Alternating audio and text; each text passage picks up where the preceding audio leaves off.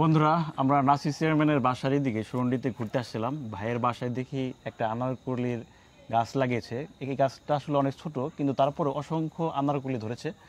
আসলে সেই জন্য আনারকলিগুলো দেখে আমরা এতটাই খুশি হয়েছি, যে জন্য আসলে ভিডিওটি করতে বাধ্য হলাম।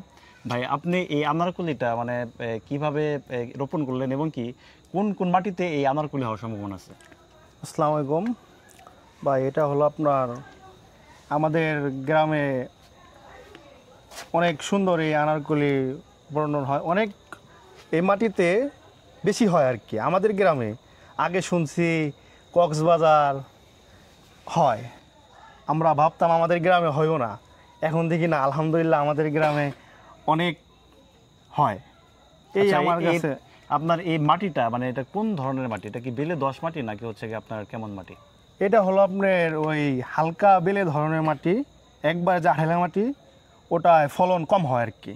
আচ্ছা, এই হালকা বেলে ধরন হালকা আঠালা মাটি মিস যে মাটি যে জায়গা আছে আর কি, ওইটা আপনার ওই জায়গায় ফলনটা আর কি ভালো হয় আর কি। আচ্ছা ভাই, অসংখ্য ধন্যবাদ।